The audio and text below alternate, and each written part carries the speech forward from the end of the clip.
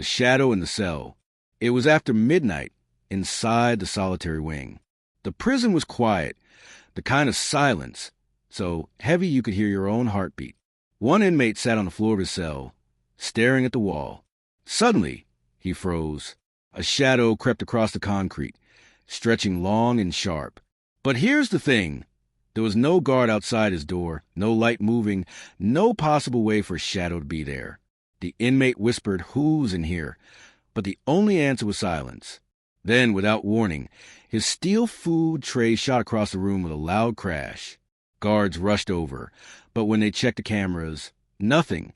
The tray moved, but no one touched it. The shadow was gone. So the question is, what did he see? And was he the only one? Solitary's reputation. Solitary confinement is supposed to break a man down. The cells are small, the walls are cold, and you spend 23 hours a day locked inside.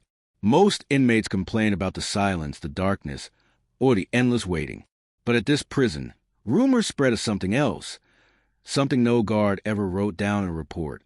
Inmates whisper about strange footsteps when the halls were empty, doors rattling by themselves, and shadows moving where no shadows should be. At first, nobody wanted to believe it. Everyone said it was just solitary playing tricks on their minds. But then a new inmate arrived, Marcus Hill, a tough guy known for getting into fights. They threw him into solitary after a violent brawl in the yard. He laughed at the ghost stories at first. Shadows? Man, that's just weak minds cracking. But a few nights in, Marcus started to notice things he couldn't explain. His blanket folded differently than he left it. His sink dripping even though it was dry before. Small things, easy to ignore, until one night, he woke up to the sound of something whispering his name. When he sat up, he saw it. A shadow standing in the corner of his cell. The first encounter. Marcus froze. His cell was locked. No guard. No other inmate could have been inside. But the shadow was there, darker than the rest of the room, bending and twisting as if it was alive. He tried to convince himself it was just his eyes playing tricks. He shut his eyes, rubbed them, opened them again, but the shadow didn't fade. Then it moved, slowly at first, like it was crawling across the wall. Then faster, until it stretched right toward him. The lights flickered. The air grew freezing cold. And Marcus swore he felt something brush against his ankle. He kicked back, shouting for the guards. They stormed in a moment later, keys jangling, yelling for him to calm down. But when they looked around the cell, they saw nothing, just Marcus, pale and shaking, pointing at the corner where nothing stood. The guards thought he was losing it, but Marcus knew what he saw. And as they slammed the door shut behind him, he realized something terrifying. The shadow wasn't gone. It was waiting. Whispers in the dark.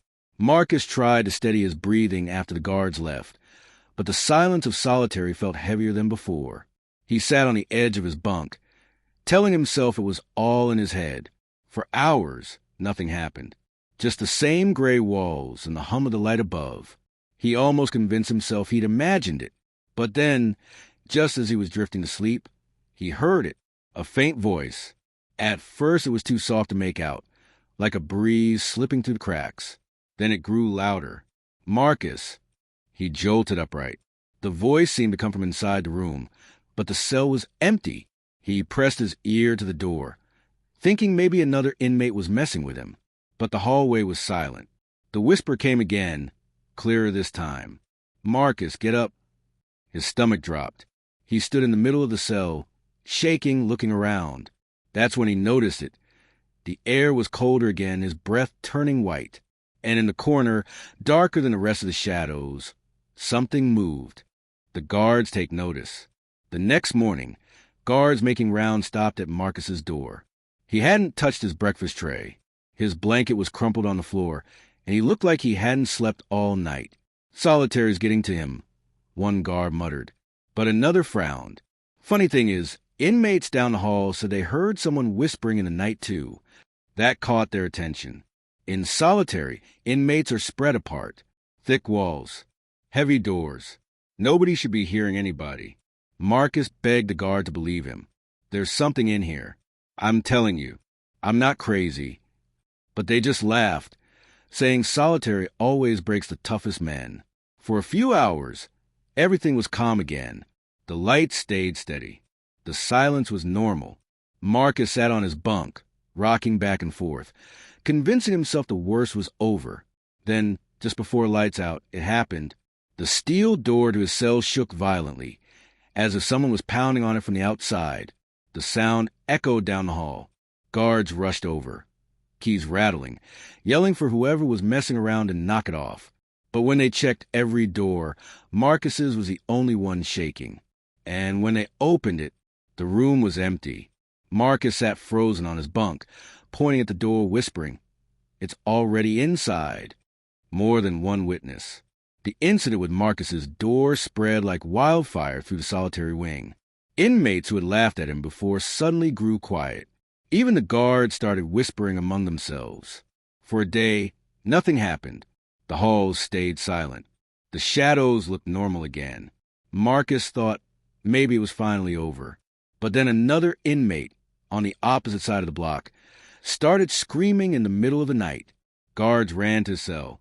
He was pressed against the far wall, eyes wide, shouting, "Get away from me! Don't you see it? It's in the corner." The guards looked around. Nothing was there. But the inmate wouldn't stop pointing, crying, begging to be taken out of the cell. They dragged him out, kicking and shaking, convinced he cracked under pressure. Marcus, from down the hall, heard it all, and he knew he wasn't alone. The camera check.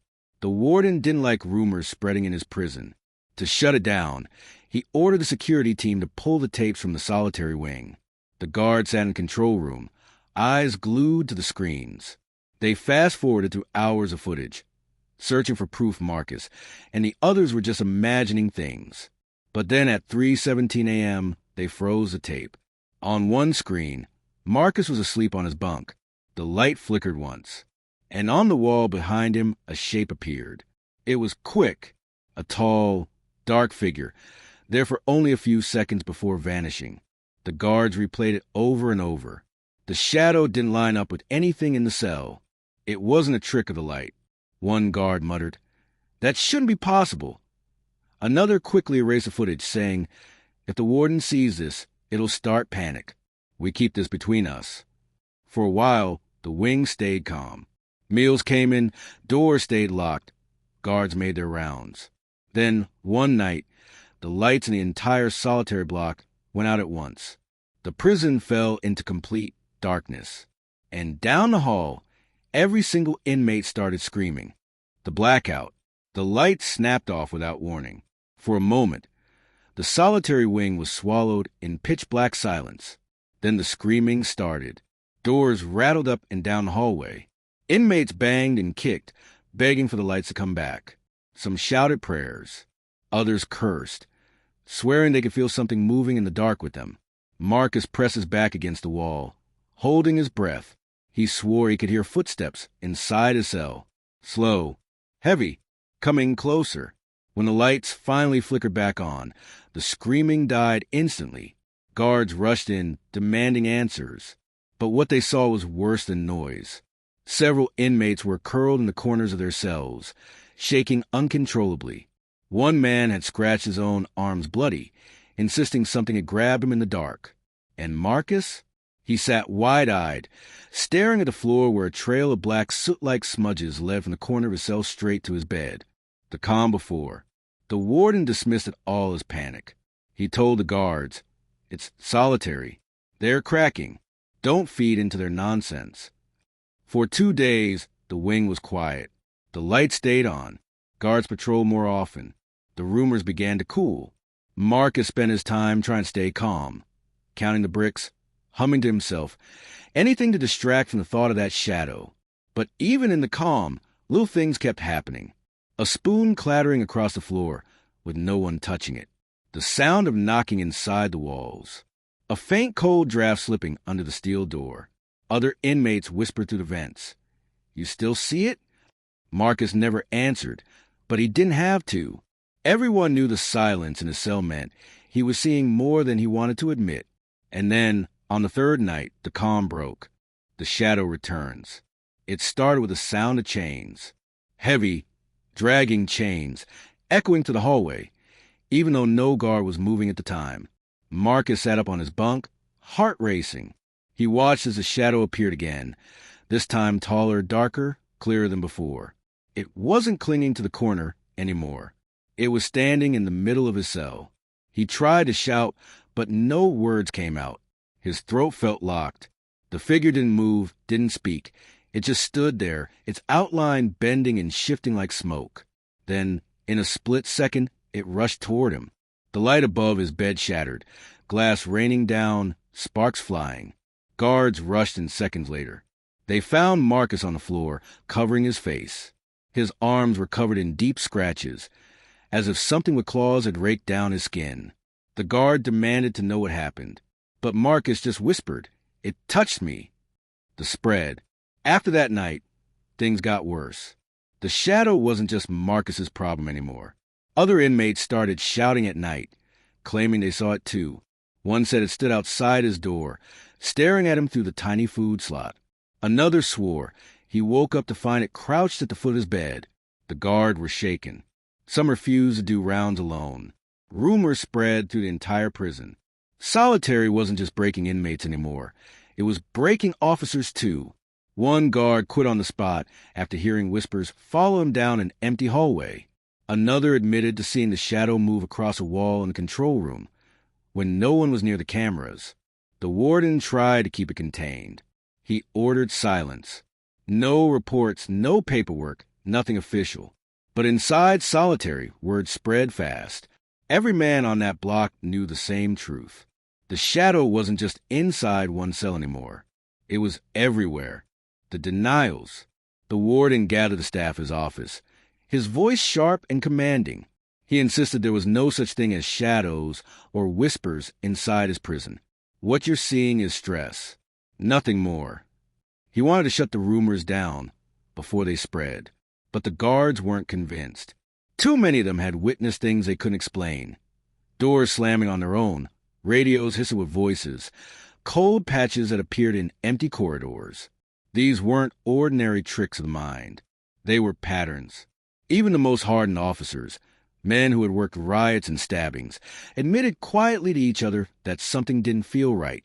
Denials from the top didn't erase what they'd seen with their own eyes. And as the days passed, the more the warden denied it, the more the guards whispered in secret. Fear was spreading, not just through the inmates, but through the men sworn to control them. The hallway incident. It happened during a routine round. A rookie guard walked the solitary corridor with only his flashlight to cut the darkness. Halfway down the hall, the beam flickered. He tapped it against his hand, then froze. On the floor, stretching long across the concrete, was a shadow. But it wasn't his. It was moving in the opposite direction of his light. Heart pounding, he spun around. No one was there. Suddenly his radio erupted in static. A deep, distorted voice slipped through. "Behind you." He dropped the flashlight, scrambling toward the exit. The others found him pale, sweating and shaking. He refused to step back into solitary again. Later, the rookie confided in another officer, swearing that when he looked back at the wall, the shadow was gone, but the air still felt heavy, as if something was standing right behind him. Marcus loses control. Marcus, meanwhile, was breaking down. Days without sleep had hollowed his eyes. His arms were scratched raw, as though he was fighting something invisible. When guards delivered food, he barely touched it. One officer slid a tray through the slot, only for Marcus to lunge forward, slamming it shut. "Don't open it," he screamed. "It gets in through the cracks." The guard stumbled back, startled by the raw terror in his voice. What unsettled the staff most wasn't Marcus's words. It was the way he said them, not as if he was guessing, not as if he was paranoid, but as if he knew with certainty that something was already inside. Guard began refusing to go near his door at night, claiming that just standing outside it made the hallway feel colder than the rest of the block. A strange pattern. The prison chaplain, curious about the whispers, spoke to several inmates. Each man described the same thing. A tall shadow with no face, always appearing first in the corner of the cell before moving closer. The details were disturbingly consistent. Different inmates in different wings, but the same description. Too precise to be imagination. Too aligned to be coincidence. When the chaplain presented his findings, the warden dismissed him immediately. "You're feeding their hysteria," he barked. But the chaplain left with a warning. If they're all seeing the same thing, then maybe it's not just in their heads. The chaplain later confided to another officer that the descriptions matched stories he had heard years earlier from prisoners in a completely different state. The midnight count. At midnight, the guards made their usual rounds. One officer stopped at Marcus's door and froze. Marcus wasn't pacing, wasn't lying in bed. He was standing perfectly still in the far corner, his face turned to the wall. The officer called his name once, then again, no response. Slowly, Marcus turned his head, eyes wide and bloodshot. His lips trembled. Then he whispered one chilling word. "It's here." At that exact moment, the entire solitary wing went dark. The blackout hit so suddenly that guards later admitted they felt like the darkness didn't just fall. It poured in like a wave swallowing the entire corridor. Panic in the wing. The blackout sent the wing into chaos. Inmates slammed fists against steel doors, screaming for light. Radios failed. Alarms shrieked. Guards scrambled through the pitch black, stumbling blindly in the echoing screams. Some swore they saw shadows splitting into multiple shapes, slithering across the hallway walls. Others felt cold hands grip their shoulders. It was panic without order, fear without reason. When the lights finally returned, the scene was worse than the noise. Every inmate was pressed against the far wall of his cell, staring at the same corner in unison, as though waiting for something to step out. One officer later admitted he had never felt more powerless in his career, that the men behind the bars seemed safer than the ones patrolling the hall. The broken guard. Officer Ramirez was one of the strongest on the block. Years of service, respected by both staff and inmates. But after the blackout, something changed in him. He didn't show up for roll call the next morning. They found him sitting in his car outside the gates, trembling, eyes bloodshot. He muttered the same phrase over and over, "The shadow knows my name." The next day, he quit without notice. No explanation. Just gone. His absence sent a ripple of fear through the rest of the staff. If Ramirez cracked, anyone could. The guards began to realize it wasn't just the inmates who were being haunted. Marcus speaks. Marcus stopped eating, stopped pacing, stopped yelling. For days he sat in silence. Concerned, the prison psychiatrist visited him. At first Marcus refused to speak. Then, in a whisper, he said, "It doesn't want me anymore. It wants all of us." His hands trembled, eyes darting to the corners of the cell. The psychiatrist pressed him for details. Marcus leaned close to the slot, his breath shaking. "It's learning how to leave the cell," he whispered. The psychiatrist ended the session instantly and left pale. He later told another staff member that Marcus's eyes didn't look like fear, they looked like recognition, as if he was watching something they couldn't see standing right beside him. The strange recording. A skeptical guard decided to collect proof. He slipped a small recorder onto the floor outside Marcus's cell before lights out. All night it captured silence, chains clinking, occasional footsteps. Then, at exactly 3:17 a.m., the static grew loud. A deep voice whispered through the tape, "Get out." It was so clear, it felt like it was spoken directly into the microphone. The guard replayed it again and again. Each time, the voice was there. He dropped the recorder onto the desk and refused to take it back. The tape was never officially logged. Another officer who listened swore the voice didn't just say, "Get out." He heard it whispering his own name in the background. Shadows everywhere. It was no longer just solitary. Guards in the general prison blocks began reporting strange incidents. Lights flickering during head counts. Radios dying mid-sentence. Doors slamming as if struck by an invisible hand. Inmates outside solitary complained too. One said a shadow crouched on his chest while he slept, pinning him down. Another swore the showers froze into ice whenever he stepped inside. What began in one cell was now spreading like wildfire. Guards whispered nervously. Inmates prayed louder at night. And for the first time, the warden had no words. The prison was unraveling. And no one could explain why the shadows were no longer bound to solitary. The warden blinks. The warden finally called a closed-door meeting. He kept his voice calm, but his eyes showed the strain. He admitted there were unusual reports from staff and inmates. He ordered two things: a full electrical check of the solitary wing and a quiet review of past incident logs. Nothing public. No panic. The maintenance crew inspected every light, every breaker, every lock. They found small faults, loose screws, flickering tubes, but nothing that could explain doors slamming or radios whispering names. The electrician said, "You can't blame shadows on a loose wire." Meanwhile, a senior officer pulled the last 5 years of logs. Buried inside were short notes. Temperature drop, strange noise, inmate reports figure in corner. The notes were rare, spread out, and always dismissed as stress. That night, the warden stood alone at the end of the hallway, staring into solitary. For the first time, he whispered to no one, "What are you?" As if answering him. The farthest light at the end of the wing flicked off by itself. The temperature dropped. The next day, the prison brought in a portable thermometer to test a rumor: cold spots in empty cells. A guard and a maintenance worker entered an unused cell together, keeping the door open. The air felt normal at first. Then the needle dipped. 10 degrees. 15. Both men could see their breath, white and cloudy, like it was the middle of winter. The thermometer beeped and then died. They stepped back into the hall, and the warmth returned instantly. They tried a second cell and got the same result, only when they stood in the far corner. The rest of the room was fine. That detail echoed what inmates had said for months. It starts in the corner. Word spread fast. The corners weren't just dark. They were colder, much colder. And as they talked, a guard down the hall called for help, his breath fogging in a cell with the heater fully on. The old paper, digging deeper.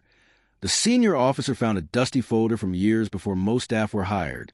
It mentioned a different name for the solitary wing, Northseg, and a series of complaints about night movement and shifting shadows. One note stood out. A chaplain from long ago wrote that several inmates claimed to see the same figure. Tall, faceless, always arriving with a cold draft. He recommended more light and shorter isolation times. The suggestion was ignored. The folder ended with a single line: "No action required." The officer shut the file and rubbed his eyes. The same stories, the same corner, the same chill. Nothing new under the sun, just buried deeper each time. When he looked up from the desk, the office window reflected the hallway behind him and a dark shape moving past his door, even though the hallway was empty. The test. To calm everyone down, the warden approved a simple test. 2 guards would sit inside a cell for 10 minutes with the door open, lights bright, radio on. No tricks, no scare, just proof that nothing was there. The first 5 minutes were quiet. The guards joked, trying to look brave. Then one of them stopped smiling. He felt a cold breeze on his neck, even though the air vent was off. His partner glanced at the thermometer. It was sinking again. The radio crackled. Static hissed. A whisper slid to the speaker. Too low to make out, but sharp enough to cut through the noise. The guard reached to turn the volume down, and the radio clicked off on its own. Before they could step out, the cell door swung halfway shut, then stopped, as if something held it there. They left fast, hiding their shaking hands. The counselor's visit. A prison counselor volunteered to speak with Marcus again. She used a gentle voice, asked simple questions, and never mocked what he believed. Marcus seemed more focused now, like he had accepted something. He said the shadow learned from fear. It watched first, then moved closer when the room fell quiet. He said it like names. When it knew your name, it could whisper it back to you, and once you heard it, you never felt alone again. The counselor asked, "What does it want?" Marcus stared at the corner and said, "To be seen." The answer chilled her more than anything else. Not to hurt, not to help, just to be noticed again and again. As she left, the counselor checked her badge clip. It was ice cold to the touch, as if it had been in a freezer while she sat in a warm room. The silent block. One evening, the prison tried a new plan, a full hour of silence. No rounds in the hallway. No chatter at the desk. No metal trays. Just stillness. To see if the wing would calm down without movement. For most of that hour, nothing happened. Some inmates even rested, eyes closed, grateful for the quiet. Guards took slow breaths. The lights held steady. It felt almost normal. Then, without a sound, the door to an empty cell eased open like a breath. It didn't slam. It didn't creak. It just drifted, stopping at the halfway mark, exactly like during the test. The desk officer stood, heart thumping, and stared down the row. Every other door stayed shut. Only the empty room, inviting. The nurse's station. Down the hall, the nurse in the infirmary prepared night meds. She set the small paper cups in neat rows and marked the charts. A TV news anchor murmured in the background. Routine. The TV flickered. The screen washed the static just as the infirmary clock stopped ticking. The nurse looked up, in the reflection on the TV. The hallway behind her looked darker than normal. She walked to the doorframe and peered out. No one there. The clock started ticking again. The TV resumed the news. She exhaled and smiled at herself for getting spooked. Back at the counter, one paper cup had slid 3 inches to the edge. No breeze. No vibration. Just moved, like a finger had nudged it and let go. The name. That night, an officer doing rounds paused at Marcus's door. He had never spoken to Marcus before and didn't plan to start now. He checked the slot, checked the bed, turned to leave. A whisper floated out from the cell, soft and careful. It said the officer's last name. He froze. No one had told Marcus who he was. He had not worn his name tag since the day began. "Say that again," he said, trying to sound tough. Silence. Just air humming in the vents. He stepped closer to the slot, and the whisper came back, this time from behind him, in the hallway. The exact same name. He put his hand on his baton and walked away fast, pretending not to hear the second whisper that sounded like his first name, spoken like a question. The control room.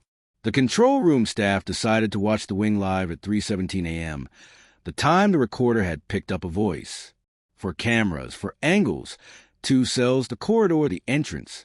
Coffee cups steamed on the console. For 3 minutes, nothing moved. A guard yawned. Another stretched. Then a shape slid across the corridor camera, tall, smooth, and blacker than the dark behind it. It traveled against the direction of the overhead lights, which made no sense at all. The operator rewound. Frame by frame, the shape thinned, thickened, and then vanished in a seam of the wall. No door, no vent, just concrete. The room went so quiet they all heard the coffee machine click off. One of them whispered, "We didn't see that." And still, the footage kept playing until every monitor flashed gray for 1 second, like something blinked. The line in the floor. By morning, the staff drew a chalk line across the solitary corridor, right where the shadow had crossed on camera. A simple test. If nothing was there, nothing would happen. If something was there, maybe it would show them again. The inmates watched through the slots, whispering. Guards forced small talk to keep the mood light. The line looked silly, like a schoolyard game in a place built for silence and steel. At 3:17 a.m., the lights dimmed for a heartbeat. When they brightened, the chalk line was smeared, as if a shoe had dragged through it in a single, smooth step. No one had walked the hallway. The cameras showed no person crossing. Down the row, Marcus laughed once, quiet and tired, and said, "It doesn't need doors anymore." The hallway turned cold enough for the first guard's breath to fog in front of his face. Shadows that never leave. The solitary wing was built to break men with silence. But what if the silence isn't empty? What if something has been living in those corners all along, watching, waiting, whispering? Marcus wasn't the first inmate to see the shadow, and he wasn't the last. Guards who once laughed now refused to walk those halls alone. Inmates whisper its name across vents, warning each other not to look too long into the dark. The cameras, the recordings, the cold spots, they all point to the same chilling truth. Whatever haunts solitary doesn't stay locked behind steel doors. It moves where it wants, when it wants, leaving only silence and fear in its wake. And so the question lingers, Are the shadows born from broken minds trapped in endless isolation, or has something else been locked inside with them all this time? Either way, one thing is certain. When the lights flicker and the air turns cold, solitary is never truly empty.